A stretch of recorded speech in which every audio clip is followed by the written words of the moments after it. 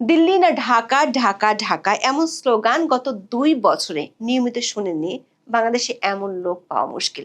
Doctor ইউনূসের অন্তর্বর্তী সরকার আমলে প্রায় ঢাকা সহ বাংলাদেশের অনেক জায়গায় এমন স্লোগানে বেশ উত্তপ্ত হয়ে উঠত। আবার ইউনূসের অনুসারী হিসেবে যারা ভারতের সেভেন সিস্টার্সকে মানচিত্র থেকে মুছে ফেলার হুমকি দিত, তাদের কেউ কেউ এখন পার্লামেন্টেও যাচ্ছে। তবে বাংলাদেশের ত্রয়োদশ জাতীয় সংসদ নির্বাচনের আগে থেকে হঠাৎ করে তাদের মধ্যে সেই বিস্ফোরণের মতো জিয়ে থাকা ভারত বিরোধী স্লোগানগুলো উধাও হয়ে গেছে। আর নির্বাচনের পর তাদের অবস্থা এমন যেন ভারত বিরোধী স্লোগানগুলো কোনো ব্যাংকের লকারে জমা রেখে দিয়েছে। অন্যদিকে সরকারি মহলে বাংলাদেশ ভারত সম্পর্কের ক্ষেত্রে এমন তথ্য জানা যাচ্ছে যেটাকে আপনি ইউটার্নের চেয়ে বেশি কিছু ভাবতেই পারেন। ইরান যুদ্ধের সময় বিশ্বের সব দেশে যখন চলছে জ্বালানি তেলের সংকট, সে সময় ভারত থেকে এসেছে ৫,০০০ মেট্রিক টন ডিজেল। এটা পুরাতন খবর। আরও তেল আসবে, এটাও প্রায় জানা কথা। এরই মধ্যে ওসমান হাদির খুনের ২ অভিযুক্তকে ভারতে গ্রেপ্তার করা হয়েছে এমন খবরও এসেছে।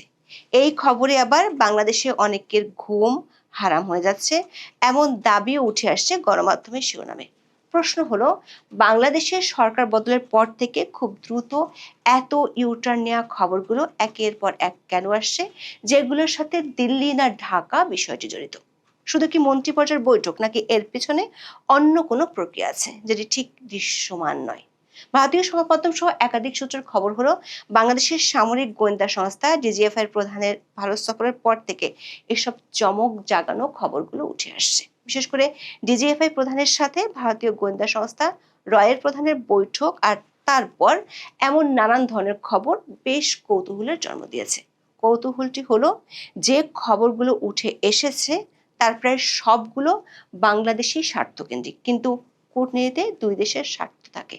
তাহলে আলোচনা হওয়া ভারতের স্বার্থের বিষয়গুলো কি, যেগুলো নিয়ে এখনো খবর হয়নি? আবার বাংলাদেশের স্বার্থ সংশ্লিষ্ট আরো কি কি বিষয় আছে যেগুলো এখনো প্রকাশ্যে আসেনি? বিশেষ করে ডিজিএফআই এই সফরকে যেভাবে স্ট্র্যাটেজিক সিগন্যাল হিসেবে দেখা হচ্ছে, তাতে দেশ দুটির মধ্যে এই মুহূর্তে বিদ্যমান ৩টি বড় ইস্যুর কি খুব সহসা সমাধান হতে যাচ্ছে?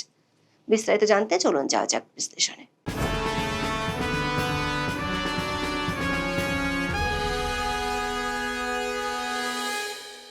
২ দিনে ভারত থেকে এলো ৫,০০০ টন ডিজেল। গণমাধ্যমের খবরে বলা হয়েছে, ভারতের আসামের নুমালীগড় রিফাইনারি থেকে পাইপলাইনের মাধ্যমে দিনাজপুরের পার্বতীপুর রেলহেড ডিপোতে ডিজেল সরবরাহ শুরু হয়েছে।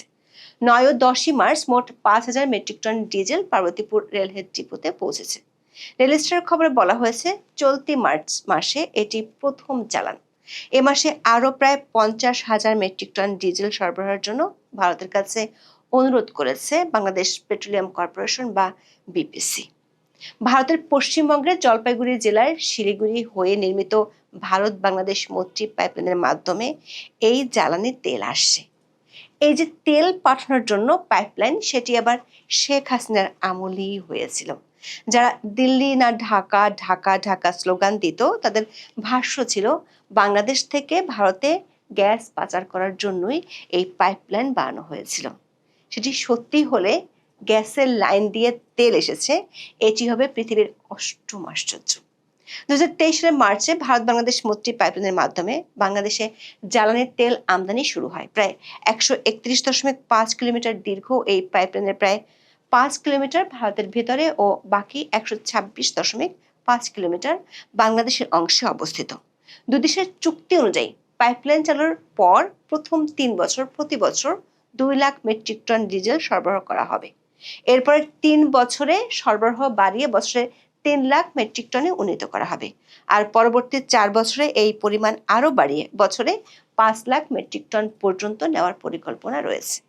শেখ হাসিনা আমলে তেল আসলো, ডক্টর ইউনূসের আমলে তা ছিল বন্ধ। কিন্তু মধ্যপ্রাচ্যে ইরান যুদ্ধ শুরু হওয়ার পর বিশ্বব্যাপী জ্বালানি তেলের যে সংকট দেখা দিয়েছে, সে সময় এই পাইপলাইনের মাধ্যমে ভারত থেকে ডিজেল আনার চেয়ে ভালো বিকল্প বাংলাদেশের কাছে ছিল না। প্রশ্ন হলো, যেটি ইউনূস সরকার আমলে বন্ধ ছিল, সারা বিশ্বে যখন ক্রাইসিস চলছে, সেই বন্ধ প্রক্রিয়া কেন হঠাৎ খুলে গেল? অনেকের ধারণা, বাংলাদেশে নিযুক্ত ভারতীয় হাই কমিশনার মার্চের শুরু থেকে গত কয়েকদিনে বিএনপির প্রভাবশালী বেশ কয়েকজনের সাথে বৈঠক করেছেন। বিশেষ করে বাংলাদেশের অর্থমন্ত্রী, স্বরাষ্ট্রমন্ত্রী এবং এলজিআরডি মন্ত্রীর সাথে বৈঠকে এই সিদ্ধান্ত হয়ে থাকতে পারে। তবে কূটনৈতিক সূত্রগুলো বলছে ভিন্ন কথা। সেটিতে যাওয়ার আগে তুলে ধরি আরও একটি বিষয়, যেটি ভারত বাংলাদেশ ইস্যুতে গত কয়েক মাস ধরে বেশ স্পর্শকাতর ইস্যু হিসেবে পরিচিত। সেটি হলো ইনকলাব মঞ্চের আহ্বায়ক ওসমান হাদির হত্যাকাণ্ডের ইস্যু। কারণ ঢাকা ৮ আসনের সম্ভাব্য প্রার্থী ওসমান হাদি গুলিবিদ্ধ হওয়ার ঘটনা নির্বাচনের আগে বাংলাদেশে ব্যাপক ক্ষোভের জন্ম দেয়। এজন্য ভারতকে দায়ী করেও তখন বিক্ষোভ হয়।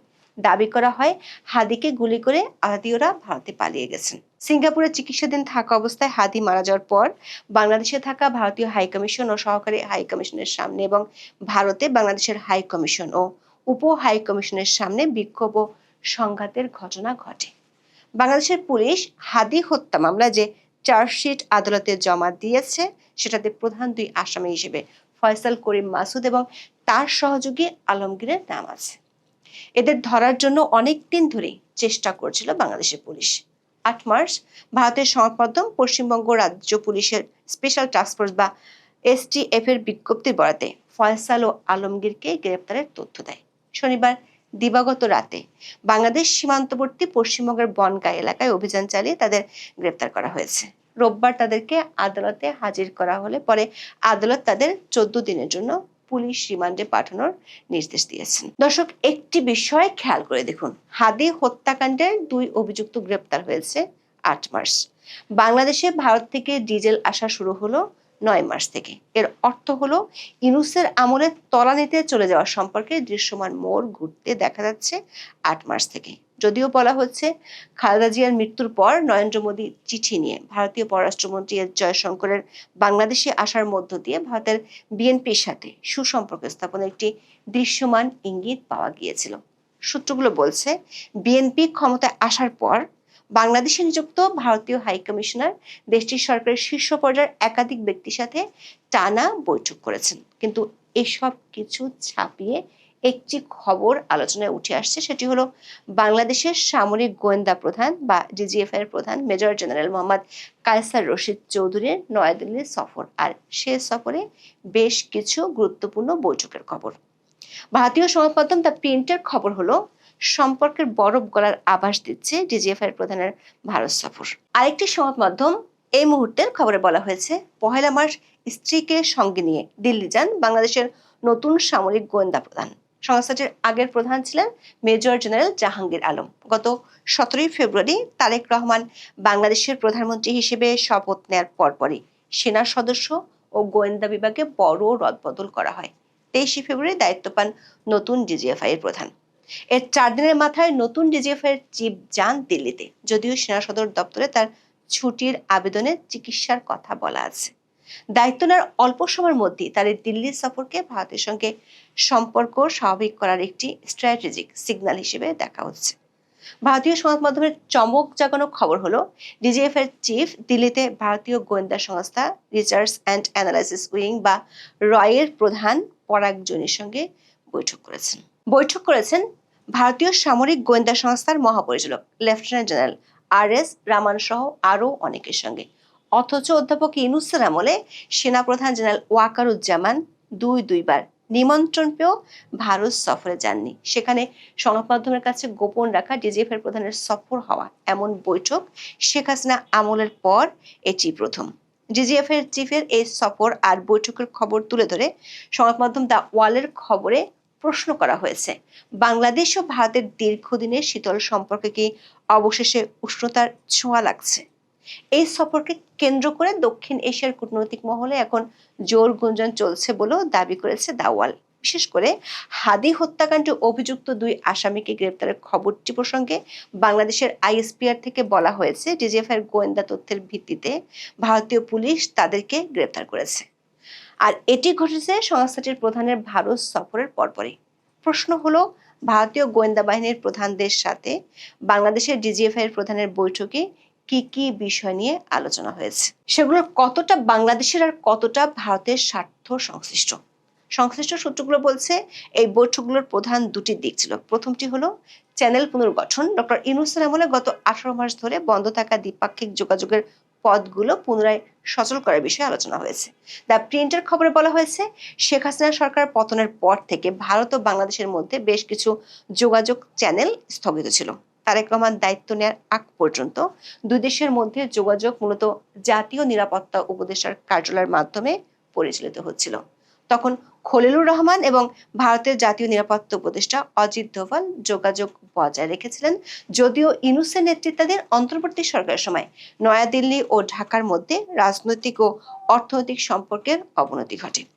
এখন খলিলুর রহমান তারেক রহমানের ক্যাবিনেটের পররাষ্ট্রমন্ত্রী।